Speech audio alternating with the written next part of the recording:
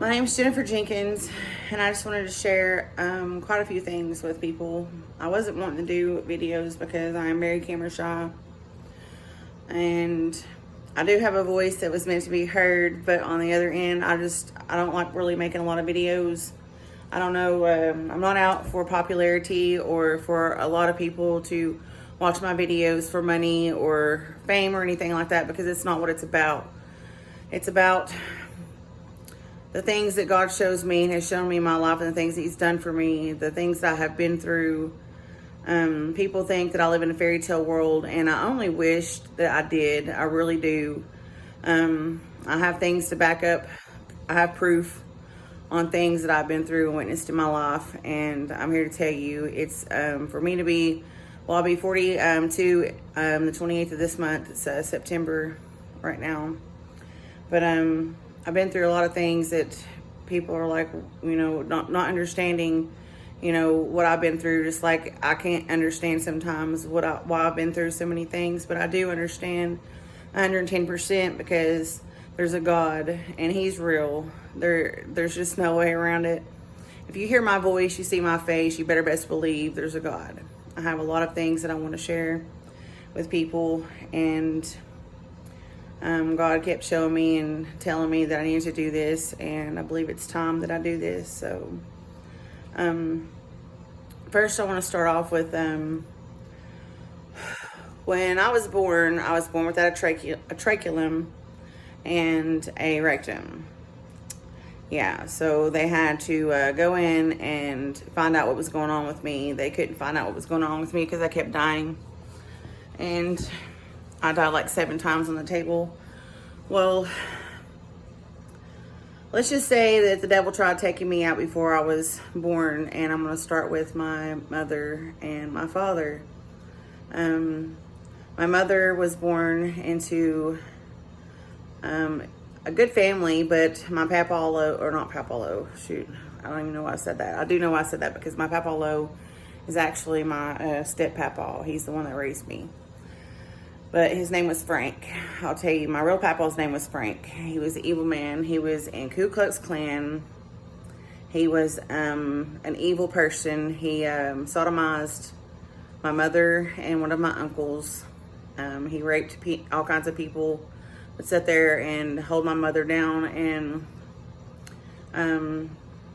make her do things that she did not want to do. They had to witness things that, it's like a horror movie. Actually, my mom's writing a book about it right now. But the devil started working on my mother and my father, which come from a very, very messed up place. He witnessed his father killing himself by alcoholism, and my father ended up becoming an alcoholic. His mother, which was my grandmother, was an alcoholic. She was a whore, and she left them and took off to New York City while my dad and my uncles were raised in foster homes. And she went up to New York and had other children, and then she left them hanging with their biological father and come back and try to play mom. But anyways,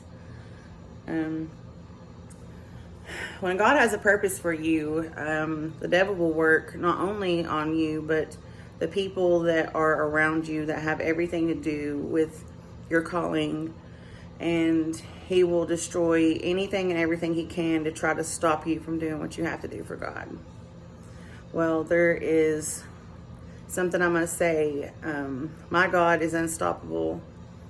There's nothing that the devil can actually destroy if it belongs to God, because God has full control of that. And I'm walking, living, breathing proof.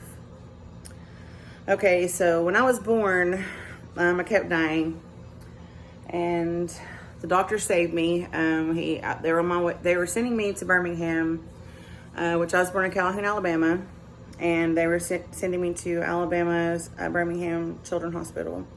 Sorry, you have to look over me. I'm very nervous. I don't like making videos, but here I am. Anyways, so they sent me to Birmingham. We're sending me to Birmingham. And a doctor came out of nowhere and literally told my mom, I got to cut her open. Do you want to go from the front or the back? And they didn't know what to do. They didn't even know really like who this doctor was or where he come from. But he just showed up there. He was a doctor. So my mother thought about me being a female, thank goodness. And said go ahead and go from the back because he was going to cut me from the chest here, which would have scarred my breast really bad, which that'd have been okay because I'd have been a survivor. But anyways, so the doctor saved my life, found out it was a tracheum, which separates your lungs and your oxygen to your stomach. Without that, you can't breathe, you can't swallow, you're just continue drowning. Well, later on throughout the years, as I was growing up, I noticed that there was some things that were they weren't right. Like, there was like scary, dark places. Like, I would feel like there was always someone watching me.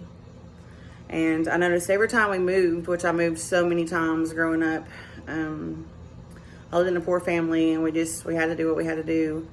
But every time we moved in, I would have to go into my grandmother's and my papa would leave. And I'd come back and there'd be greasy, oily crosses all over the doors and the windows. And especially my room, where my room was at, I noticed that.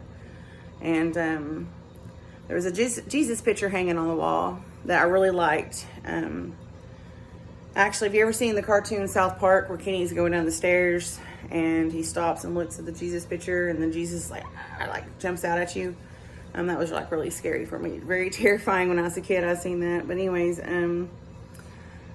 it's the same like side portrait of Jesus. Well, I noticed it was broken. It was in the trash can. And I'm like, well, what's going on? Why is the picture broken? I mean, I knew it was sturdy. I looked at it all the time. As a kid, I'm running to the wall and everything. It never fell off. But later on, I overheard my mom and my uncles talking about how my papa come over there to pray over the house and over my room because there was something that pushed my mother away from my door. And so he came to pray over the house and anoint it. And whatever this was inside the Jesus picture, and it flew out of the picture, and it was supposed to it was screaming is what I heard them talking about. And then the picture hit the floor and broke. That was scary for me because I was like very confused. What are they talking about? Like, they sheltered me so much from the spiritual world that it actually kind of made me mad. I was 23 years old by the time that I finally got so angry. I drove from Knoxville, Tennessee to Greenback, Tennessee at 3 o'clock in the morning. Actually, I left my house at 3 o'clock in the morning to go and talk to my papa about my step-papa, Papa Lowe, the one I accidentally mentioned earlier.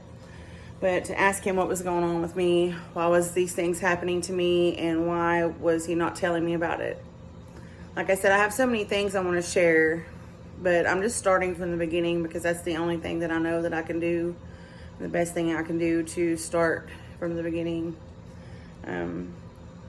Things can get really messed up when you're going back and forth. So the first video I'm sharing because the first video I'm sharing is the video of like the beginning of my life.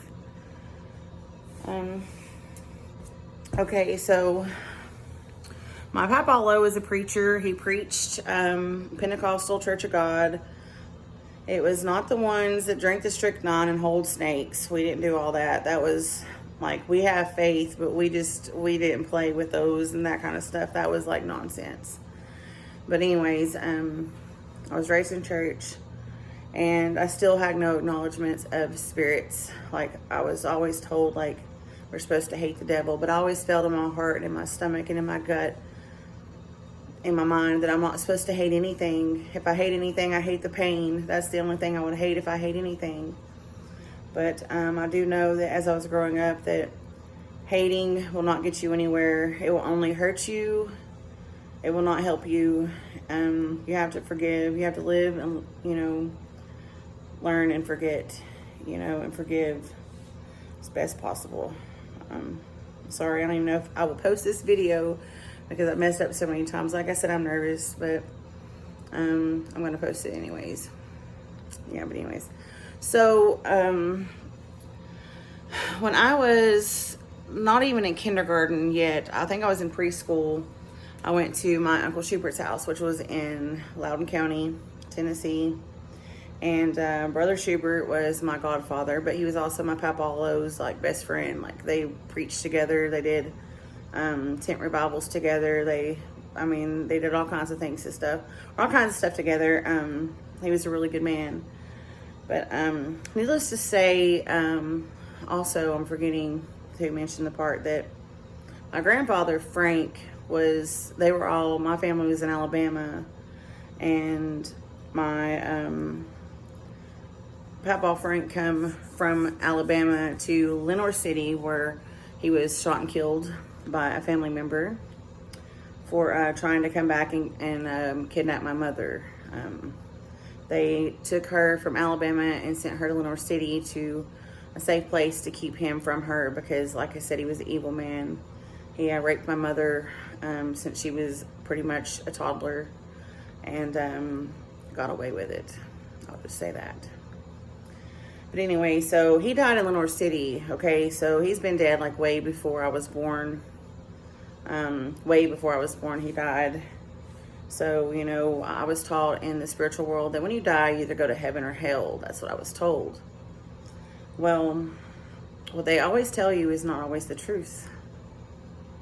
I promise you that. Most of the things that we've been told in our lives and we've been taught is a straight lie.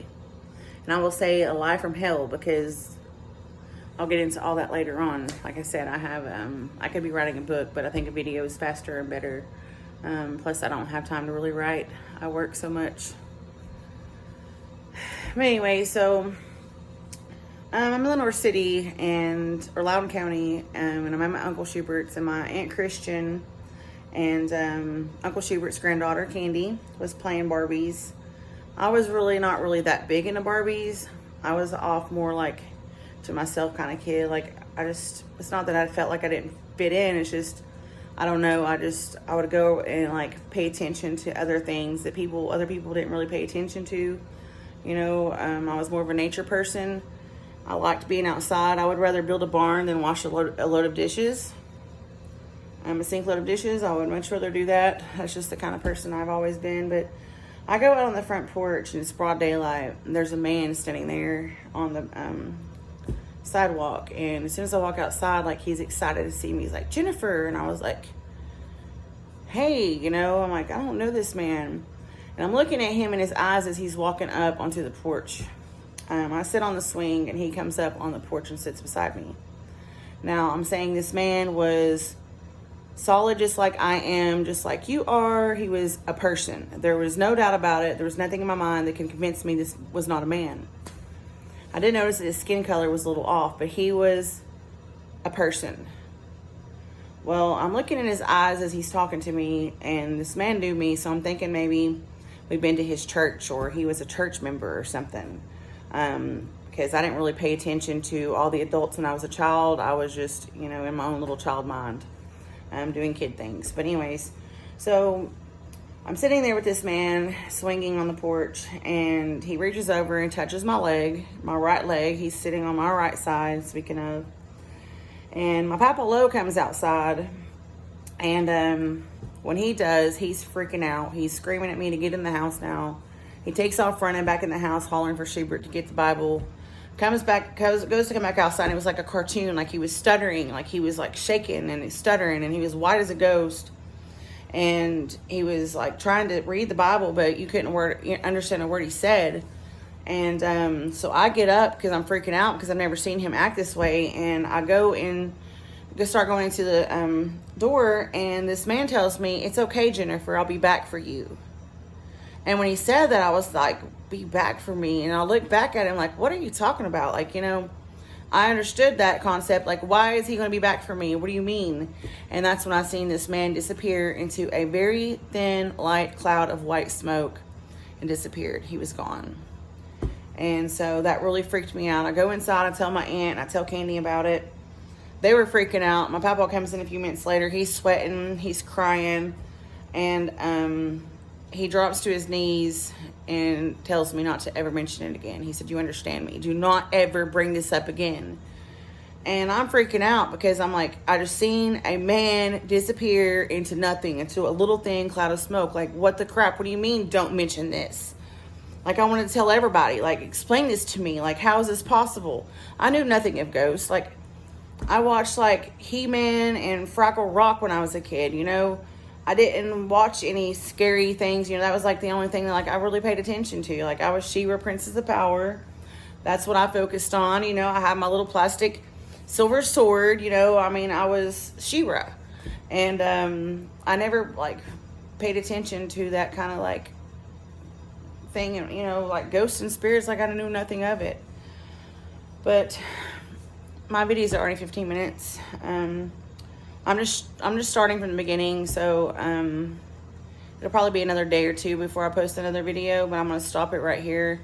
I don't like to make videos boring, and I know I'm a very boring person, and but my stories are not stories, they're reality. And I don't have a tattoo on my wrist that says faith, or one that says believe, for no reason. I'm sharing the things that I've experienced in my life, the things that I've been through in my life, to express to you that there is a God. He hears your prayers, He hears your cries, and you have a purpose. I don't care what kind of place or situation you're in, you have a purpose. God has a purpose for you. And I'm going to share more with you. This is the last thing I'm going to say before I end this, but I'll be 42 years old in a few days. I've lived in a very sheltered home. I never in my life thought I would ever be a drug addict. I was a methamphetamine user for about 6 years, an IV user. I never ever thought, and I said never ever thought, that I would ever go down that path. But the way that I look at things is, in order to really understand it, you have to have been there, done that. And that's one of the things I'm going to share with you guys later on. But I'm mostly like pouring my heart out to people that are going through addictions, especially sharing my testimony. But I wanted to share it from the very beginning because it's very important that I share this with you guys. God is love. Remember, you have a purpose. There's always a better way, and there is a God. If you can look at my face, you can hear my voice, there's a God. I promise you on everything I love, and I love a whole lot. Y'all have a blessed day, blessed night, whatever it is. And if you take time and just pray to God and just talk to Him, you have no idea the things that He will do for you and through you, because we are His vessels. I will end it here before it turns 18 minutes. God bless you. Have a good night.